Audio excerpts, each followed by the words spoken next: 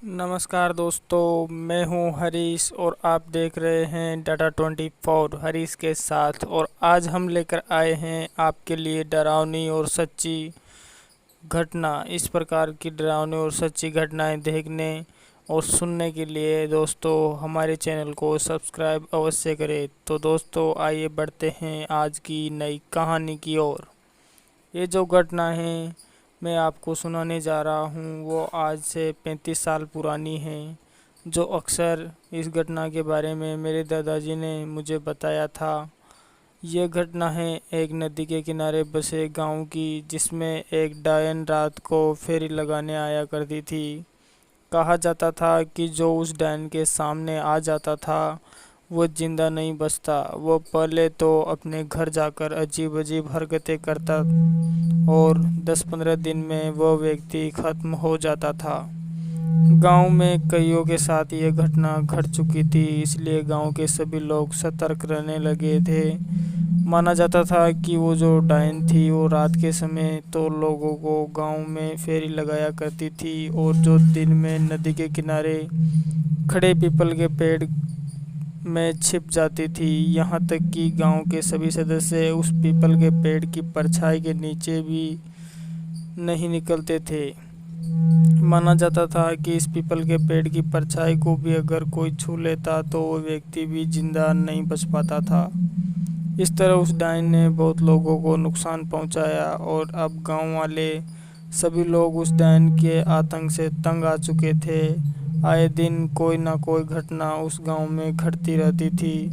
रोज गांव के सभी लोग दिन में मीटिंग बुलाते थे और सभी एक जगह बैठकर उस डायन से बचने का उपाय सोचते थे। लेकिन ऐसा चलता रहा, पर वह हर बार असफल हो रहे थे। गांव में जिस तरह देखे उस ही डायन के आतंक चर्चा होती रहती थी। सभी लोग अपने बच्चों का विशेष रूप से काबू में रखते थे कि कहीं हमारे बच्चे उस डायन की चपेट में नहीं आ जाए। उस गांव के दो लड़के मोहन और गोपाल शहर में पढ़ाई किया करते थे। उन्हें अपने गांव में हो रहे क्रियाकलापों के बारे में कुछ नहीं पता था। बहुत दिन हो चुके थे उन्हें गांव से गए हुए। अब वो दोनों अपने गांव में वापस आना चाहते थे। उनकी पढ़ाई पूरी हो चुकी थी। वह दोनों अपने गांव अपने परिवार से मिलने आ जाते हैं। गांव में जब वो दोनों पहुंचे तो गांव का माहौल उन्हें थोड़ा डरा डरा हुआ सा लग रहा था। गांव में कुछ अलग ही सन्नाटा छाया हुआ था। वह अपने घर पहुंचे तो मोहन की माँ मोहन के गले लगकर फूट फूट कर रोने लगी और कहने लगी, बेटा मोहन, अब तेरे दादाजी नहीं रहे। मोहन भी रोने लगा, माँ क्या हुआ उनको, वह कैसे मर गए। तो मोहन की माँ ने मोहन और गोपाल को पूरी बात बताई, जैसा वह डायन वहाँ के लोगों के साथ करती थी। मोहन और गोपाल शहर में रहते थे और शिक्षित भी थे, लेकिन गांव में जो डायन का कहर था वो उन्हें स्पष्ट रूप से नजर आ रहा था। उन दोनों को ऐसी घटनाएं सुनकर उनको अजीब लग रहा था। वह उस डायन को देखना चाहते थे कि वो डायन वास्तव में है कैसी, और उसके पास ऐसा क्या है जिसकी वजह से वो लोगों को ख़त्म कर रही हैं। उन दोनों ने अपने घर पे बोल दिया कि आज हम अपनी चारपाई बाहर ही बिछाएंगे। तो घर वालों ने मना कर दिया कि बेटे, हमने अपने चाहने वाले बहुत लोगों को खोया है, हम तुम्हें नहीं खोना चाहते। मोहन की माँ ने कहा, मोहन का हाथ अपने सिर पर रखकर, बेटे मोहन, तुझे मेरी कसम है, अगर तू बाहर सोया तो। रात हुई, सभी लोग अपने अपने घरों में जाकर सो गए। माँ ने कसम तो दे दी कि मोहन, आज तुम दोनों बाहर नहीं सोओगे। लेकिन दोनों लड़के उस डायन को देखना चाहते थे। मोहन के घर की बाहरी दीवार पर एक जंगला लगा हुआ था, जिसके लकड़ी की खिड़की सुरक्षा के माध्यम से वहां लगी हुई थी।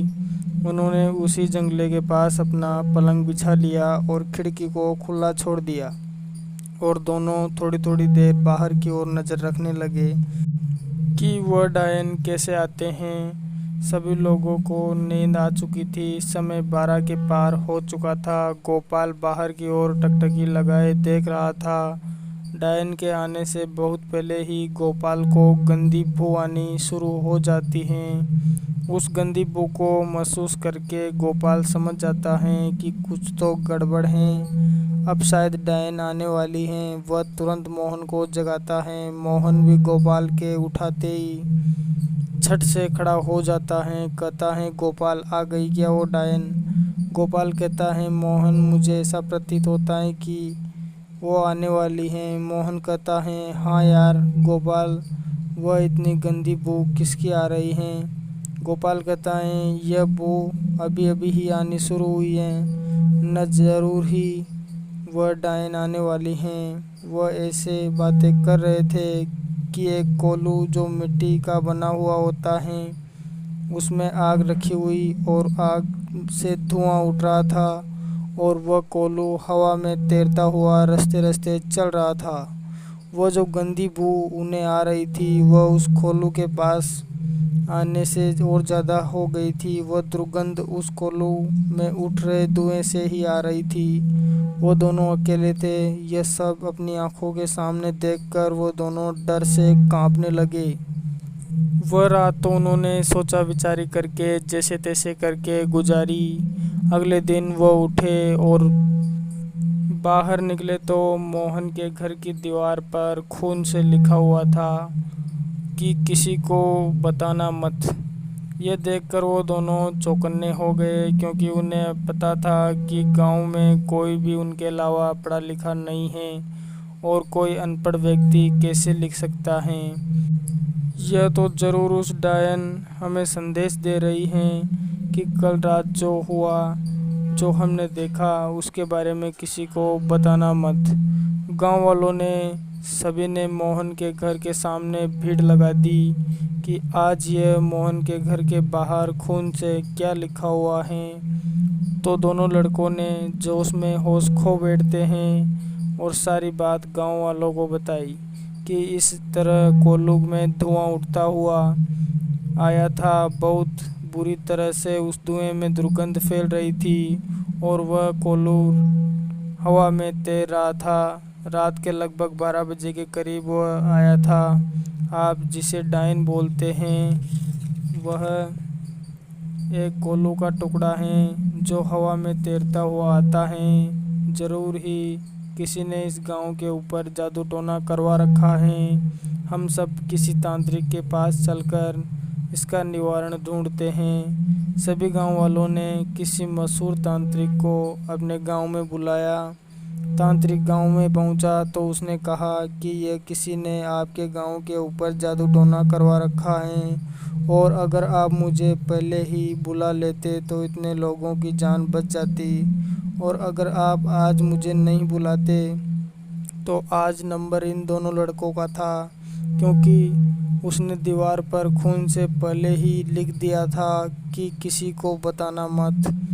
उसके बावजूद भी इन लड़कों ने आप सबको उसके बारे में बताया जो इन्होंने रात में देखा था। वह आत्मा इन दोनों के प्राण लेने के लिए बेताब हैं। वह जल्दी से जल्दी रात होने की राह देख रही हैं। लेकिन अब मैं आ गया हूँ, कुछ नहीं होगा आपके गांव में। उस तांत्रिक ने दोनों लड़कों को ताबीज़ दिया और पहनाया। गांव के चारों ओर नारियल गाड़ दिए और हवन किया। उसके बाद से ही उस बुरी आत्मा का असर उस गांव पर होने से रुका। तो दोस्तों आशा करता हूँ ये वीडियो आपको बहुत पसंद आया होगा, और अगर हाँ तो लाइक, सब्सक्राइब और अपने दोस्तों में शेयर अवश्य करें। मिलते हैं दोस्तों एक और नए वीडियो के साथ। तब तक के लिए बाय, टेक केयर।